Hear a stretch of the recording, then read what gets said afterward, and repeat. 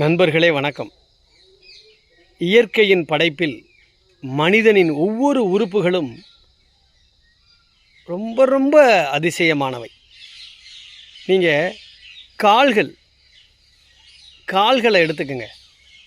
அந்த கால்கள் இல்லைன்னா மனிதன் ஒரு இடத்துலேருந்து மற்றொரு இடத்திற்கு நகரவே முடியாது, எங்கேயும் போக முடியாது. ஆனால் அந்த பாதம் நம்மை பல்வேறு இடத்திற்கு கொண்டு சேர்க்கும். ஆனால் நம்ம யாரும் கால்களுக்கு பெரிய முக்கியத்துவம் கொடுக்குறோமாங்கிறது தெரியலை. ஆனால் அந்த கால்களுக்கான முக்கியத்துவம் யாருக்கு தெரியும் அப்படின்னா, அந்த கால்கள் இல்லாமல் தவிக்கிறான் பாருங்க. கம்பை வைத்துக்கொண்டு ஊன்றுகோலை வைத்துக்கொண்டு நடக்கிற ஒவ்வொரு மனிதனை பார்க்கிற பொழுது தான் கால்கள் இருப்பவனுக்கு இல்லாதவனுக்கும் அந்த வித்தியாசம் தெரியும். கால்கள் நம்மை உலகத்திற்கு உலாவ வைக்கின்றன. கால்களில் இருக்கக்கூடிய விரல்கள் நம்மை தாங்கி செல்கின்றன. மனிதனுடைய தலையிலிருந்து வரக்கூடிய இரத்த ஓட்டம் கடைசியாக அந்த நரம்பு கால்களில்தான் முடிகிறது. கால்களை நாம் பேணி பாதுகாக்க வேண்டும்.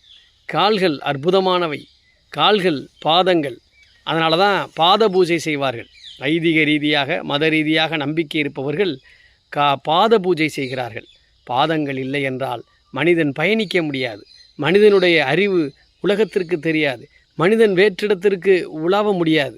அப்படிப்பட்ட பாதங்கள் அற்புதமானவை. ஒவ்வொரு உறுப்பை பற்றியும் நாம் பேசிக்கொண்டே செல்லலாம். இன்றைக்கு பாதத்தை பற்றி தெரிந்து கொள்ளுங்கள். பாதங்களை போற்றுங்கள். பாதங்களை பூஜை செய்யுங்கள். பாதங்களை பூஜையுங்கள். பாதங்கள் இல்லாதவருக்குத்தான் அந்த அருமை தெரியும்.